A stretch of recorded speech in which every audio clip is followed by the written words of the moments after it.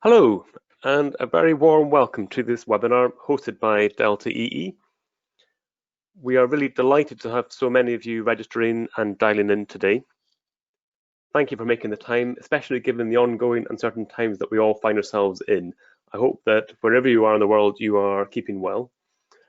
Now, I can see that there are still some people dialing in, but given that we are now past 10 o'clock UK time, I think we will make a start. Today, we're going to be focusing on EV charging in the home.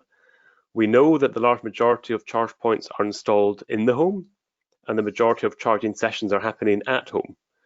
For example, in Germany, at the end of last year, there were around 115,000 dedicated home charge points installed, representing around 60% of the overall market.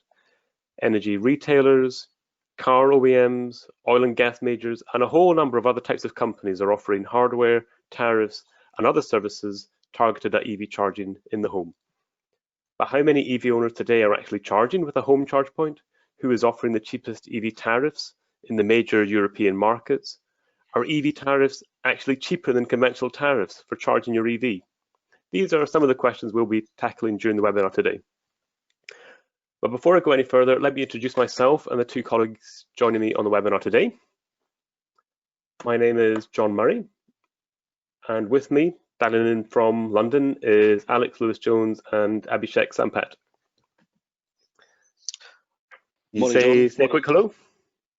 Morning, John. Morning, Alex. Good morning, all our attendees. We've got 140 so far, which is good news.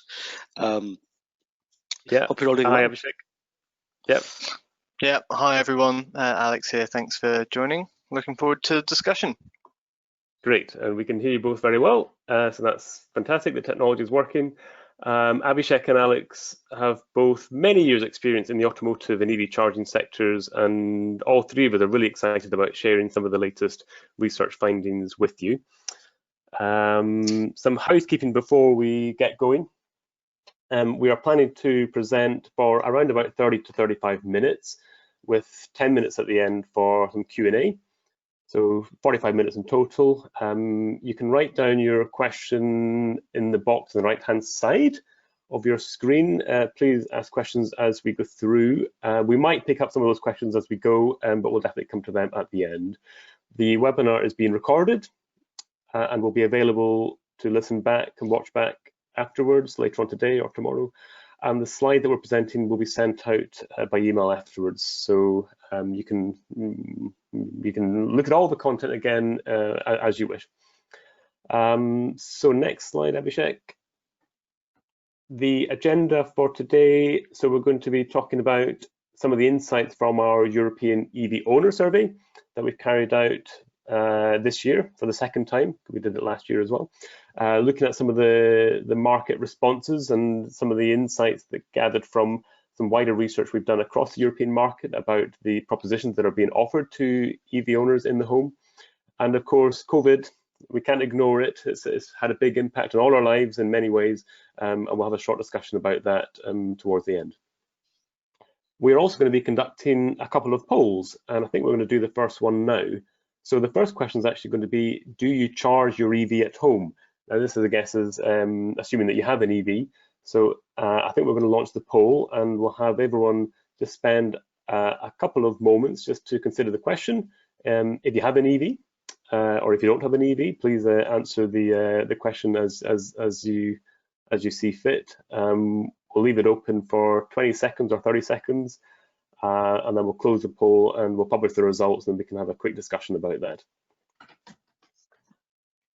So I think we can see that some of the answers are starting to come in, so thank you very much for that.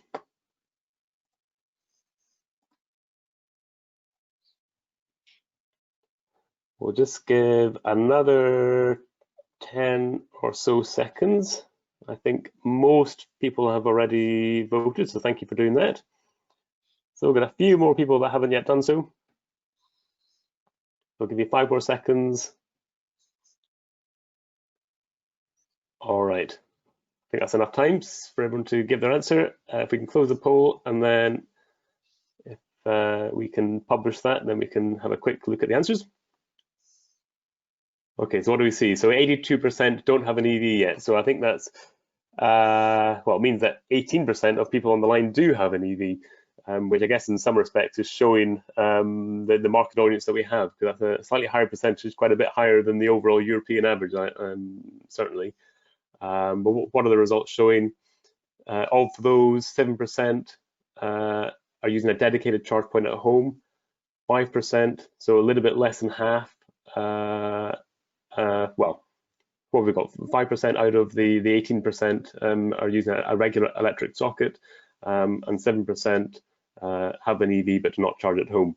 So quite a cross section actually of those that have an EV who are able to use a dedicated charge point at home, using a regular electric socket, have an EV but aren't able to charge at home. And that's also what we've seen through our wider customer research as well. Abhishek, Alex, anything else you want to say on that?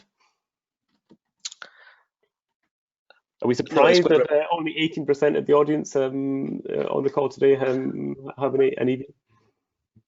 No, actually, it's higher than the current penetration rate for EVs in the overall vehicle market. So it's not surprising, and it's actually positive. Yeah, I think you're right. Okay, let's move on then to the first section, which I think is over to you, Abhishek. I think presenting some of the results from the EV owner survey that we carried out earlier this year. Yeah. So we ran a Europe-wide EV owner survey, but focusing on 5 key markets. So that's the UK, Germany, the Netherlands, Norway, and France. And we asked a lot of questions around domestic charging, charge point acquisition, motivations for buying an EV, just to understand who the customer is, what the motivations are, where they're buying things from. So we're going to present a few slides now about that. So who is the customer? So the customer hasn't really changed from the from the early adopters. They're still typically wealthy, young, middle-class families with access to off-street parking. Environmental factors has been seen as one of the biggest drivers for EV owners, for adoption of EVs, but that's also probably going to change over time as financial incentives, as well as cheaper price points for some of the new EVs hitting the market now compared to the traditional I-Pace, Model X, Model S. So we're going to see more and more people move towards it because they'll save money, they'll reduce their environmental impact, and/or it's recommendation from a friend, and that's actually very powerful.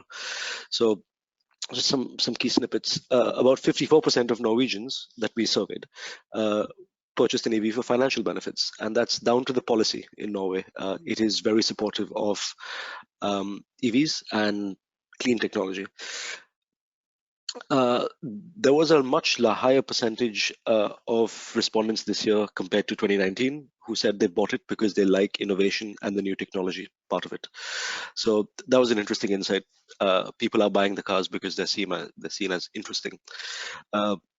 The most popular vehicles that we came across were BMW i3, i3S, Nissan Leaf, and Renault Zoe, which is not that surprising as they're a lower price point than the other vehicles. However, we did see some market-specific trends where France, for example, Renault Zoe was the #1 selling car. Germany, BMW i3. So that's not entirely that surprising, as customers are more likely to buy something built in their own place. We saw significant growth in representation for new vehicles like the Audi e-tron and the Tesla Model 3. And yeah, I mean, most people that we surveyed who are representative of EV customers lived in a house or a semi-detached house, so they have a place to charge, which we'll get to shortly as to how they charge. So I'm going to go. So as I said, we're going to look at how people charge. So typically, EV customers today have the ability to charge at home, either from a dedicated charge point that's been installed for the car, or they're using a standard regular socket that they're just plugged into like any other appliance. It takes longer, but you know how that works. But that's still representative today of about 75% of the market. These customers have space to park their car in a safe way to charge up. We're going to see more and more people using public charging and communal charging and workplace charging, and that's something else that our EV team has been working on. And as you can see here, about 22%, or almost a quarter of all respondents, only charge in public places. And with more and more EVs coming to city centers, where apartment and flats are more prevalent than houses, we're going to see more of that coming through. Yeah, I guess a key thing, just Abhishek, on that is the percentage of drivers that don't have access to off-street parking is likely to rise as EVs become more mass market. So there'll be less reliance on or ability to charge at home and a greater reliance on using public infrastructure. So we can expect that blue pie or blue piece of the cake to shrink and the orange one to expand over time as EVs become more mass market. And just looking at some of the questions that are coming in just live, there was a question around where has this insight come from. So all of the material that we are showing in this presentation, this webinar, is taken from our EVs and Electricity Research Service. This is an ongoing service that we provide to our subscribers. So this webinar is just showing some highlights, some of the key insights that we've published for subscribers over the last 12 months or so. Sorry, Abhishek, I'll let you continue. No, you're absolutely correct. I mean, the size of the pies, the slices of the pies will change, and we might have a new colored slice in there. We don't know yet. There's lots of new innovative things going on there, which might result in a new answer as well for how do you charge at home. So, who's leading from from the manufacturers manufacturing home charge points? Where are the customers going? Where they're looking to buy it from? So. We're seeing some very interesting insights from different markets as to where the customers in those markets look to buy a charge point from. So the UK is heavily dominated by e-mobility specialists. So these are companies that have built their brand based on manufacturing charge points for EVs. But then we go to somewhere like France or Germany, where the electrical OEMs, so names you've seen, names you're familiar with, they're already there in your house. People are buying charge points from them. But we are also seeing a large proportion of sales in some markets where the automotive OEM, so the ones making the really expensive EV you've just bought, also have their own branded or their own manufactured wall box or charger. Customers are being driven to that because it's the most complementary product to your EV, your charger. So you look at buying it perhaps from the manufacturer of the vehicle. The other stands for anywhere else they may be going. They may be going to third parties. They may be going to very small independents. They may be just using a 3-pin plug in some cases. But something else we noticed was speed, convenience, and safety were the key drivers for choosing a home charge point. And in each market, we had different feedback on how that looks. And price and performance were very important in terms of deciding which model of home charge point. As I said, the car dealership or the automotive OEM is seen as increasingly influential as a route to actually getting in front of the customer and customers trusting that interaction. And it's quite important. It's an opportunity for the automotive OEMs and the dealership groups. Something else we've picked up as part of our survey was most EV owners have paid around, or if not a bit above, 500 euros for a home charge point on average across all the markets. So I'll now move on to how the routes to market. So I was just going to come in with another question, Abhishek, if you don't mind. Yes. If you just go back to the previous slides. So someone was asking about some examples of the e-mobility specialists. So in the UK, that's obviously quite a large share of the market. So for example, this is companies like PodPoint or ChargeMaster who are specialists in providing those sorts of technologies, whereas an electrical OEM might be companies that are specializing in wider products and services beyond EV charging. So that could be, for example, a Schneider or a Siemens or an ABB or companies like that. Exactly. Yeah.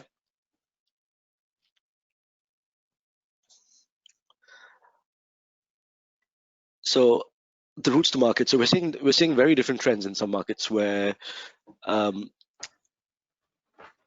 lot of cases the vehicle comes with a charge point, or it's coming through the vehicle dealership, which is again reiterating the point that vehicle dealerships and automotive OEMs are a great route to market for charge points. We're seeing more examples of charge points being bundled with electricity contracts and coming through the electricity supplier. But the vast majority of customers today look at picking the best one for their needs. So they will be going straight to a charge point supplier. And it's very obvious in Norway and Germany, which do put price and performance as a factor in terms of why they're buying it, not where they're buying it from. So the results do tally. The very unique situation with France, where it came with the vehicle, is by far the #1 way of getting a charge point for customers, is because Renault have been traditionally giving you a charge point for free with your Renault Zoe when you buy it. And the Renault Zoe is the #1 selling EV in France. So that explains that spike there. But EV customers are quite savvy in terms of their choices, and they're looking around for the best deal that marries up the balance between price, performance, value, and what other features they can unlock with it. A lot of the charge points that we've had responses for have been smart or connected, or they do something, or they talk to your green energy tariff, etc. So there's there's more to it than just the physical plug on the wall. Moving on. And tariff switching. So that's something we wanted to ask our respondents this year. What do they think in terms of the tariffs they're on? And now Alex, in the next section, has a explanation as to what the tariffs are, what they look like, what the best ones are, how customers should go about it, and from stuff we've seen. But as an example, a very large percentage of EV customers looked at, or have either switched or have looked at switching tariffs as soon as they get their EV delivered. And on the left of the screen, you can see the annual switching rates by country.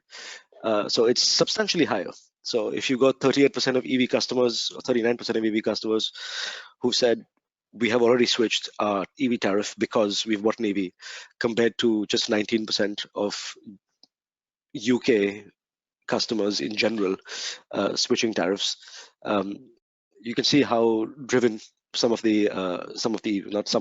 the EV customers are by this. So I think that's a nice segue to be able to hand over to Alex for the next section.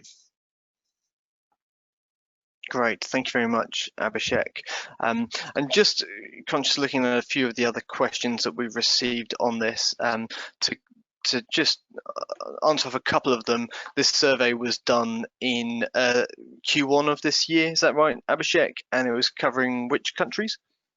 That is right, it was Q1 of this year. It was the UK, France, the Netherlands, Germany, and Norway, which are seen as the 5 most advanced EV markets. We're fully aware that there's other markets in the EU that are growing quite rapidly, but there's also a lot to learn from these markets that have developed a bit more. So we went to the ones which are slightly more developed and down the road with EV adoption. And we've also had some questions talking about the sample size. So over the surveys that we've conducted, we've surveyed over 1,000 existing EV drivers across those 5 markets. Fantastic. Okay, thanks both. As a neat segue from the EV owner survey, I'm going to talk about another report that we've recently published, which looks into a bit more on tariffs. So with our subscribers, we've been helping answer a lot of questions this year around the battle for the EV customer, as John described earlier on, and how is that shaping up, and particularly how is that shaping up in the home. So on the next slide is a framework of different propositions that we're seeing electricity suppliers providing to the market. A lot of these are quite new. These are things that we weren't seeing 3 or 4 years ago, but across Europe, largely electricity suppliers are offering something innovative or new to promote their services and products to EV owning customers. And to give one example here, we are seeing some providers offering home energy products. So they might be providing a gas boiler maintenance contract in addition to a home charge point maintenance contract or a tariff.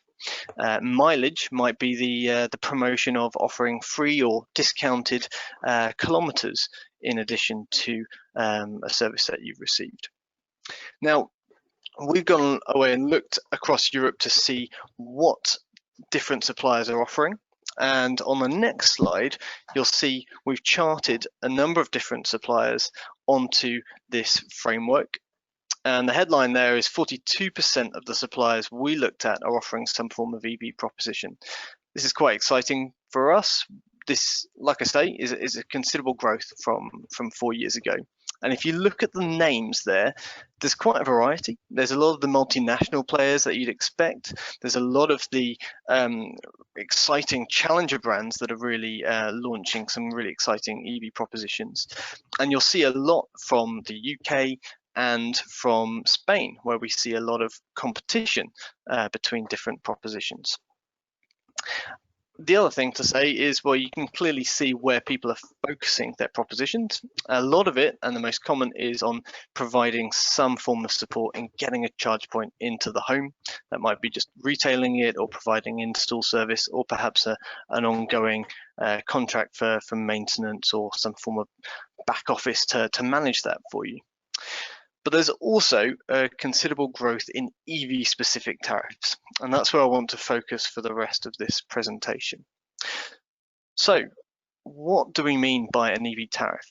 On the next slide, we start to explore that. And just to start off with, I just wanted to go over what a kind of a common tariff structure might be across Europe. Broadly, on your electricity bill, you're going to see two types of costs. You've got your consumption costs for how much energy you are using, and increasingly we are seeing those split out on a time of use basis. So you might have a peak rate and an off-peak rate, which is typically at night to encourage people to use electricity when it's cheaper.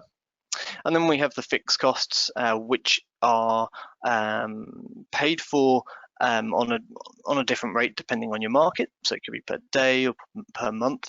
And these are sometimes called network costs or connection costs, standing charges. There's lots of different phrases used depending on the market. And again, it really depends on which country you're in as to how your bill is structured. But we've tried to create something which encompasses all different tariffs across the market. Now, if we move on to the next slide, here's what we've seen when we've investigated EV tariffs. So we've looked at about 22 providers of EV tariffs across European countries, and we've compared what they're offering on that tariff compared to what would be offered before, or what what their existing customers might also be using, and seeing how has that tariff structure evolved. And to be fair, they have evolved in lots of different ways, but we did see some trends. The key thing here is that consumption costs are reduced. So that middle one there is the off-peak rate that has the greatest number of EV tariffs are targeting a reduction in overnight because that's the cheapest time to use as much electricity. And some of those decided to offer a more expensive peak rate, but overall we were seeing peak rate consumption costs reducing as well.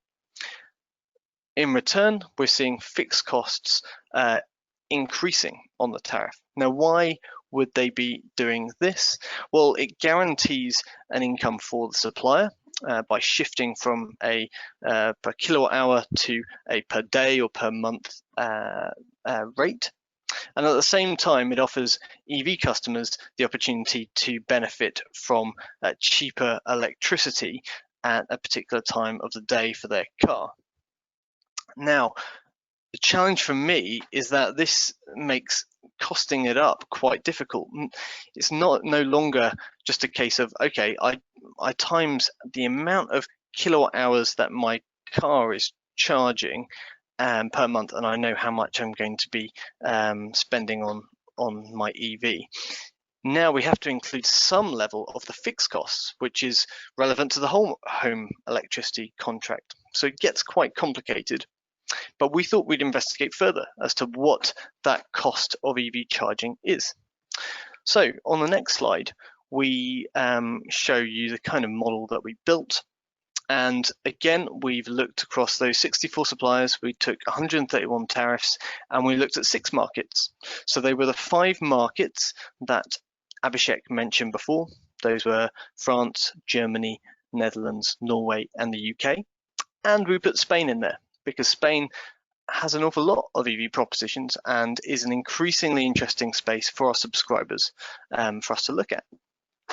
Now, there's a range of different factors that we have included. We've looked at, how much do you drive? What actually is the typical EV of a country? Do you actually charge at home? We looked at the charging mix scenarios from Abhishek's EV owner survey to see how many people are actually, how many kilowatt hours are likely to be coming through their home.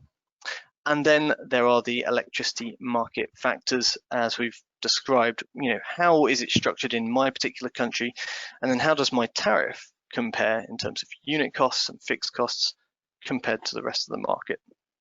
The output of this was analysis for the 6 different markets, a range of different driver profiles, and importantly, we did provide a separation between the consumption and the fixed costs to enable different forms of analysis for different types of subscriber.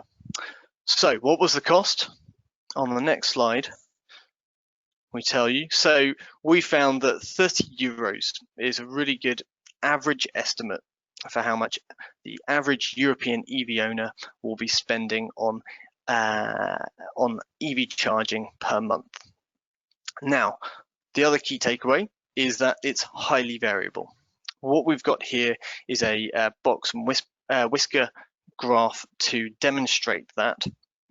And you can see 4 different scenarios. The blue ones are our EV drivers, some doing low mileage, medium mileage, and heavy mileage. In brackets, you've got the kilometers that we've attributed to those mileages. The range exists because we found from data from different countries that there's quite a lot of variation between different countries and how much people drive. But one key thing you can see here is that actually some people who are driving very little at all might be actually paying more than heavy usage drivers. And that's largely because of the country they're in. There's a large variety between electricity costs. So that's our first key variability factor. The second one is, of course, the mileage. You can quite clearly see that with the different boxes. And the third key factor is the tariff itself. There is a difference between tariffs that is, it varies between each market, but it's a significant factor and something that we think everybody should look into. Finally, I just want to highlight this orange box. This is our EU average driver. So we wanted to weight everybody equally across all countries to see if we could get that nice round number. And that's where €29.35 per month came from. If we added on all the average costs for additional charging, which would include, say, public charging subscriptions or memberships or payments for fast charging out on the road, we believe total EV charging costs will come to about €45. And then we took the average cost of fuel for the same period, which was again Q1 of 2020, and compared that to the same mileage, and we found that on average we'd expect EV drivers to be paying 61% less on their electricity compared to the equivalent with fuel. So we hope that's a useful average metric for you. So just to summarize, Alex, these numbers here are the cost of charging your EV at home, and this is using some assumptions around the average EV driver, depending on mileage. We've got different scenarios for mileage, but this is the price that they'll pay, the cost that they'll pay for, in addition to their electricity bill at home. And of course, the bars are different because the cost of charging is different from one country to the next across Europe. Yeah, perfect summary. Yeah, this is the amount that is additional to the electricity bill per month. So if you are supplying EV owners, this is a useful metric to see how much EV would add to that. And of course, this is looking at all tariffs. The next slide will go into a bit around whether EV tariffs are worthwhile. And two quick follow-up questions that have come in, Alex, on this. One is around our hybrids, so plug-in hybrids, are they included in this, or is this just fully electric vehicles? And a second question around, do we take into account a mix of peak and off-peak tariffs within this analysis? Sure. I think we focused on battery electrics for this one. Yeah, we didn't include plug-in hybrids into the model because we wanted to. There was additional layers of uncertainty around the amount that they're typically plugging in, but that's maybe something we could do in a follow-up. And so, what was the second question? And the second one was around, does it include a mix of peak and off-peak? And I know it does. So it's taking some assumptions around both on-peak and off-peak prices is part of this analysis. So assumptions around the charging behaviours and how much falls into both those categories. That's right. Yeah. So it varies from country to country, but typically a lot of the charging we attributed at 80% overnight. But again, we used various different factors in the model. And there's one final question that's come in. Do you have figures for public charging? And the short answer is yes, we do, but we don't have time to cover that, and it's not the focus of this webinar. But if you want to understand more about the figures and the analysis we've done comparing public charging costs, then we've got that as well. Great. Okay, and just final slide from me then. I just wanted to highlight some of the findings from our individual market analysis, because really that it's at a country level where it's fair to make comparisons. We wanted to see, who's providing the best value to customers and our EV tariffs best value. On that second point, actually we found EV tariffs on average can be more expensive to our EU average driver. Why is that? Well, they're likely targeting people who are doing higher mileage, and you might have to be doing 2,000 to 3,000 kilometers per month in order to achieve that. And there might be a significant number of EV owners doing that type of mileage to make that worthwhile. But it's very hard from the customer proposition side to know if that makes sense for you. That isn't the case for all of them, and there were some really great tariffs out there, and I'd highlight British Gas, their EV tariff in the UK, and Lucera's EV tariff in Spain. They did come the best value in their respective markets. The other thing I would just highlight on this slide is you can see the considerable variety of prices that people are paying for electricity across Europe. And these costs we've put in here are both the electricity the consumption cost and your fixed cost together. So seeing it's quite a range. So the takeaway here is it really pays to know how much you're driving, and it really pays to know what you are getting from your tariff. There's a big opportunity for EV tariff comparison that we haven't seen so far, but players are entering the market now. Thanks, so Alex. That's everything from me. Yeah. Great. And so, Abhishek, I think you've got a few points to talk about the current COVID and perhaps post-COVID world that we're moving into. Hopefully sooner rather than later, but a post-COVID world. Yeah, hopefully soon as well. So something we noticed during lockdown 1, and we don't know exactly how it's going to pan out because no one does, but there are some small signs of recovery. So car sales stalled, and then as people started going back to buying cars when they were allowed to, because they were replacing them, or they wanted a car, or they wanted to not use public transport, as a year-on-year increase, the BEV and PHEV and hybrid sector went up substantially, in some cases by a factor of a few multiples. But as an overall number, in the overall grand scheme of things, it wasn't such a big change. But for a sector, it was a substantial difference. Now that may be down to benefit in kind changes to tax laws, local subsidies in different markets, and tax incentives and kickbacks that were put in place to boost vehicle sales. to keep the automakers in business, but also to drive revenue back in through tax, and also giving EV customers a great deal. And now we're seeing vehicle sales showing some signs of recovering, with the addition of vehicle manufacturing has started in some shifts. So initially, when vehicle manufacturing went back online, the plants that were prioritized had the high margin and the plug-in vehicles. One high margin, I think everyone understands why, but the plug-in vehicles is so that the automakers can meet their fleet average targets for the year.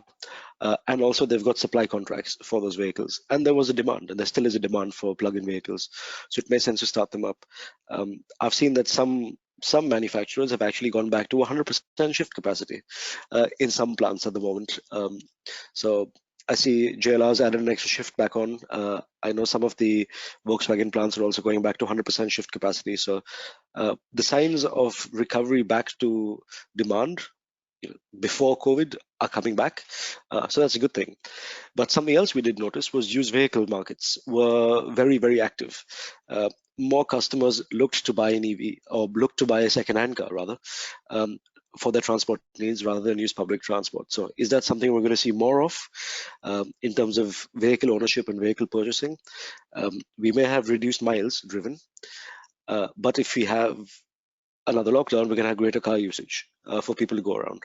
So that may be another case where EVs get driven more, as EVs still do get preferential access to city centers, parking, etc. Another trend that came, and this is very seasonal, smart charging of the vehicle using solar. So we've seen some reports from EV Energy, for example, where more and more customers were using that time at home to have their car plugged in to make use of the electrons being generated by the sun and charging the car with it. Now, understandably, lower miles are being driven because they're not really going very far very often. The customers wanted to understand their energy consumption, and there was an element of we're at home, so just leave the car plugged in and let it manage itself, which again is a trend that we will see more customers educated by that experience who will then continue to use that.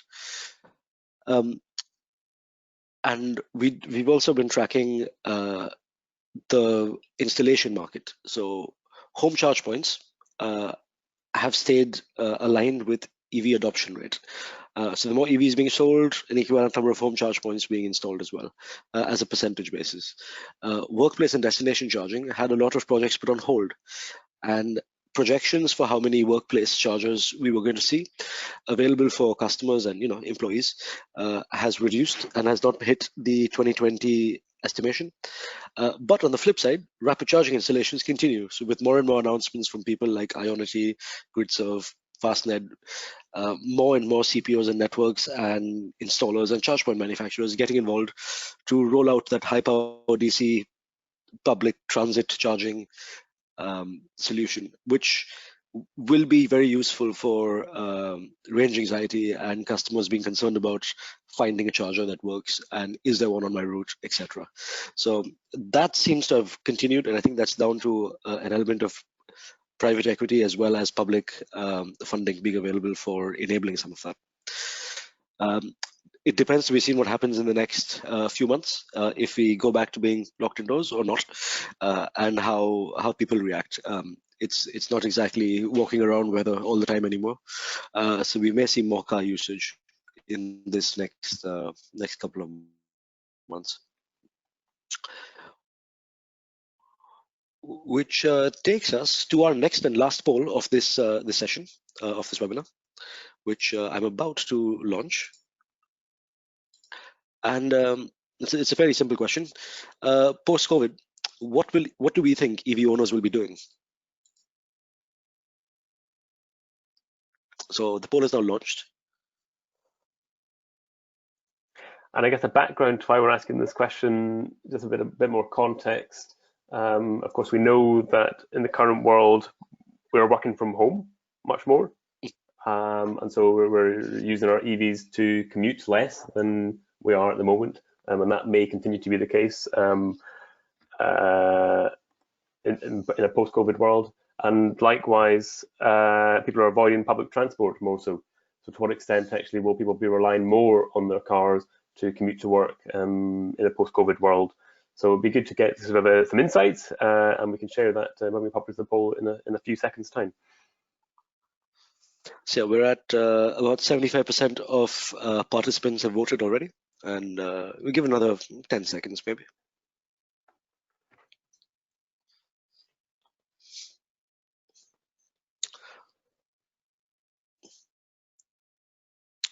Okay, let's.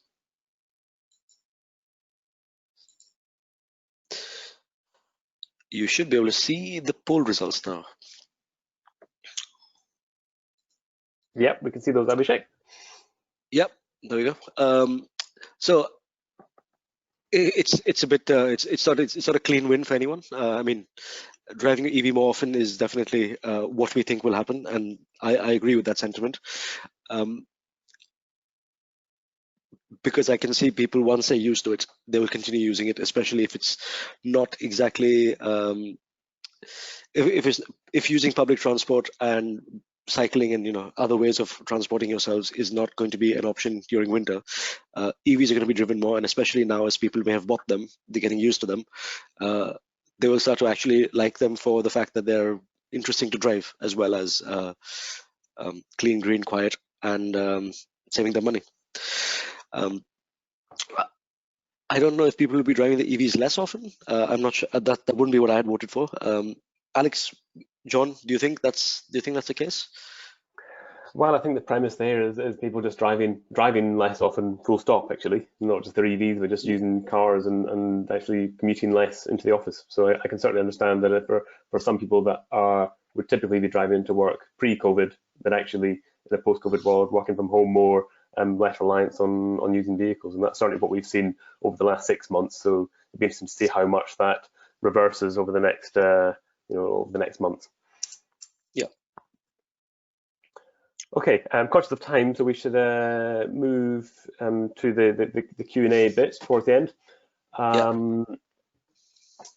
Just before we get to that point, we haven't really introduced Delta EE too much. I think most people on the call know of us, and certainly will be getting our emails, which is probably why you've registered for the webinar.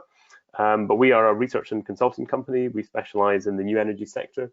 All of the work that we do is helping our subscribers and our clients to move from old to new energy. Of course, the work that the EV team is doing, so Abhishek and Alex and myself and 2 others in the company, is focused purely on understanding how and where electric vehicles are going to be charged today and in the future. What are the propositions that are being developed? What are the business models that are being developed targeted at EV customers? The research that we provide is pan-European, so we're looking at all of the major markets and the emerging markets for electric vehicles across Europe. We deliver the research to our clients in 2 different ways. We have our ongoing subscription-based research services. So all of the insights that we published today in this webinar have come directly from our EVs and electricity research service. And we are providing consultancy, bespoke consultancy to projects on a one-to-one basis. So that's Delta, and if you'd like to discuss more about the research that we do, please feel free to get in touch with Abhishek or Alex or myself. We'll be very happy to continue the conversation. So we've got a few minutes left, so let's go through some of the questions. And thank you very much for all the questions that have come in. We've had loads, so we can't get through them all, I think, in the remaining 5 minutes or so. But we've had a few questions that I've been monitoring. One is around, there's a question, someone saying that one of the reports that they'd read is suggesting that EV charging is going to be predominantly public in the future.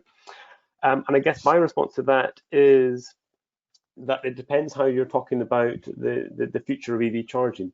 We have been looking at this in 3 different ways. So we've been looking at how many charge points are installed. So we published results for charge points installed today and also forecast to 2030. And I think we can be very confident that the majority of charge points are going to be home-based charge points. But of course, that doesn't factor into account things like the utilization rates of the charge points and the speed of charging. So when you look at the next level, which is not the number of charge points, but then the energy consumed, then utilization rates and the speed of charging will shift the balance much more towards faster charging, typically in what we call the transit charging sector, where you've got high-powered or rapid chargers in, for example, motorway service stations, that sort of thing. So that will shift the pattern towards energy consumption towards public, for example. And then there's another layer, which is actually the value of the charging. So you've got the number of charge points at the bottom layer, then the energy consumed, and then actually the price that the value that you attribute to the kilowatt hours. And we're looking at EV charging across those 3 different levels. And for sure, I think when you look at the kilowatt hours and the pounds and pence, or the euros and euro cents, there'll be a much different weighting towards high-powered charging in the transit sector, for example. So it depends how you look at it. You look at number of charge points or kilowatt hours, and the segmentation is very different from one to the next. John, could I just come in on that one as well? Of course. I think you summarised that, yeah, really nicely. The things that I would add are that there is this discussion around, are we going to see fantastic public charging networks in 10 years' time? And so, therefore, people aren't going to bother installing a charge point at home anymore, because they'll just continue the same refueling paradigm as today with petrol or diesel. There's a few different points on that. I think my view is that actually we do think the paradigm will shift for a lot of people, and there will still be this convenience being a key criteria. People will choose to charge at home if they can do, and there's an awful lot of driveways and garages out there which are suitable for charging overnight. And lots of people don't like going to the petrol station and are looking forward to moving away from that as soon as they can. So that's one school of thought.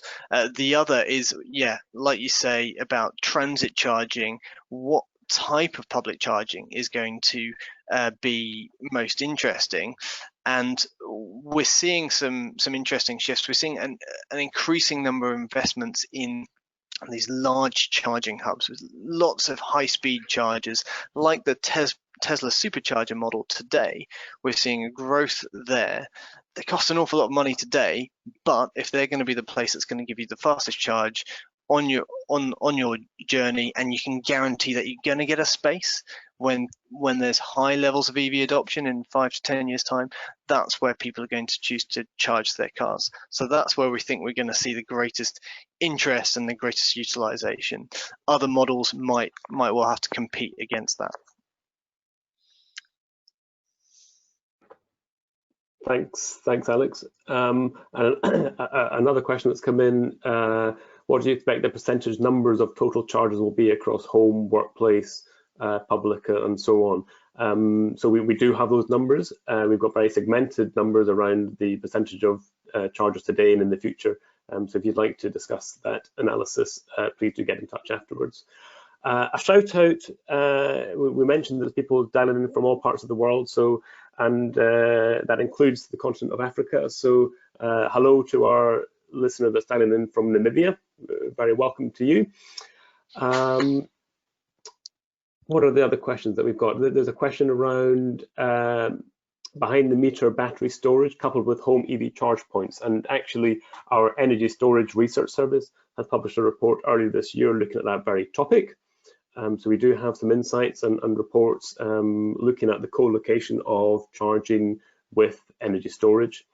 That's a trend that we're likely to see more of, and especially when it looks at the coupling of solar PV with energy storage. Some very important trends around how we're going to be managing our energy consumption within the home in the future, and especially when you also take into account the electrification of heat, so heat pumps as well as electric transport. Can I pick up on a question here around tariff switching? And one person said that on one of our slides showed that 40% of new EV owners were switching tariffs. which we suggested was a high number, but considering what we've also discussed about the benefits of switching tariff, isn't it a surprise that 60% of consumers stick to non-EV tariffs? So 2 points there. In our analysis, we found obviously that some non-EV tariffs are actually still very good value for individuals, but also that 40% largely represents a doubling of the switch rate compared to other non-EV owning consumers. So you can expect between about 15 and 25% of the market switching each year, depending on the market. So the fact that there is an increase we found that quite interesting. There's a lot of changes that happens around how you consume energy and how you learn about energy when you get an electric vehicle. Thanks, Alex. So I think we're pretty much out of time. You can see spread across the bottom half of the slide that we're showing is a plug of our Talking New Energy podcast, which has been running for, well, the best part of a year and a half or 2 years now, I think. We've got some fantastic past episodes on there, and a new series is underway at the moment. So feel free to have a listen to the podcast on all the major podcast platforms. Our next webinar delivered by the EV team will be coming up next month. So please keep an eye out on your emails for that. We'll be talking about some trends that we're seeing with city electric buses. And all that remains to be said is thank you very much for dialing in. Sorry we haven't been able to cover all your questions. We've got loads, and we'll try and follow up with as many questions as we can post-webinar. If you'd like to get in touch about anything that we've discussed or would like to discuss our research in more detail, please feel free to get in touch. And thank you for listening, and we hope that you'll join us next time. Thank you very much for dialing in.